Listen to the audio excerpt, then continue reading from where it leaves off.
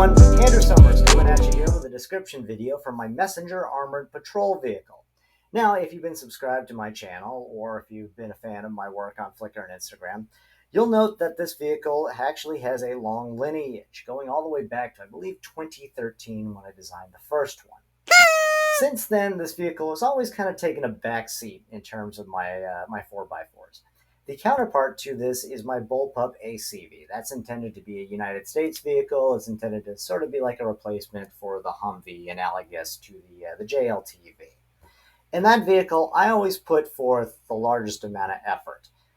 This vehicle, on the other hand, never has really had that much attention to detail in its design. For starters, it was a plain color scheme. Later on in the Bullpup's lifestyle, it became camouflaged.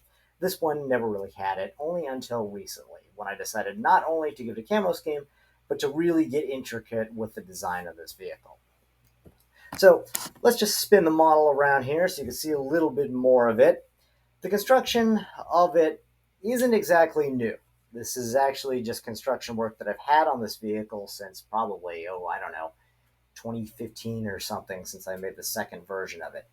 But even saying that, there's so much you can still do with a chassis design, and I really attempted to maximize that philosophy with this iteration of the build. Now, the camouflage is kind of like a PLA naval camo. I decided to use blue, dark gray, and light gray because I think light gray, first of all, I think it's a very PLA sort of color. Dark gray, well, there's a lot of it, and dark blue now has a sufficient amount of parts. So why not incorporate that into the camo scheme and make things possible? So the front of the vehicle, you can see that I'm using, again, vertical headlights designs. I just kind of like that for all my vehicles now.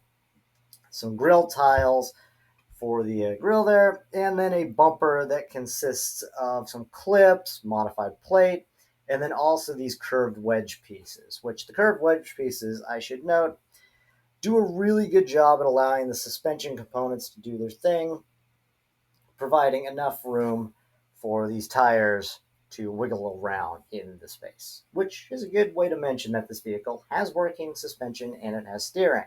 So if we back out of the vehicle, or the video here, you can see that the wheels go up and down. This probably has the best articulation of all of my vehicles. Not exactly intended, but that's just how things shake out. So the doors, if we can zoom in on the doors here, the design of these doors, kind of standard design. The only difficult thing in making these doors was that I was working with a bit of offsets. Now, if you know anything about Lego offsets, the height of one brick is equivalent to a plate turned on its side with a half plate, in this case a bracket, to close up that gap. So you can see that I'm using a bracket right here. Then you got the on their side plates here, and then some studs up construction. And the reason I did that was because of the roof line. I'm using a tile here. If we take this tile off, you can see a little more of the craziness going on here. It's a bit of snot, a bit of studs up design, just working with Lego and its crazy mathematics. I can't explain the mathematics, but I can work with them, at least when it comes to Lego. I was never really all that great at math, to be honest. So if we put back on the spoke launcher here, we can turn our attention to the roof of the vehicle. You can see I've got a mounted machine gun here that also doubles as a rocket launcher. This is kind of something I've been doing for a lot of my vehicles, where I make a combo launcher, tow missile and a machine gun. So nothing quite new there. Other details on the roof, you have a hatch that if we break off the gun like that, we can open up and put a minifigure in. Close that back up, and there's just a couple sensors like that one, an aerial antenna, and the aforementioned smoke launchers. The rear of the vehicle here, nothing too fancy, but I will say there is a swing gate mechanism that we can open up.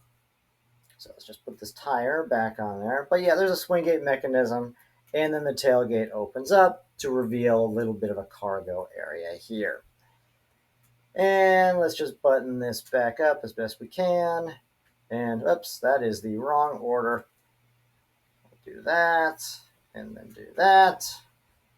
And yeah, that's just pretty much the back of the vehicle. Third brake light, tail lights for other details. What else do I got on here? Nothing too fancy. Though I will say I am using some plates with rails and then tiles on their sides to give the vehicle a bit more bulk and kind of match with the design that's created by the tiles on the sides there. And some more stuff here. You got a raised air intake or snorkel, and you can see how I've mounted the mirrors. Here, the side view mirrors mounted a little clever. I've taken this window bar frame thing, mounted this one onto that because the mounting point where I've got this mirror here had to be taken out so I could put in the snorkel design there. So sometimes you just got to do a clever little workaround to get things how you want them to be. Anyhow, that is my Messenger Armored Patrol vehicle. I hope you enjoyed, and I will see you in the next one. Bye.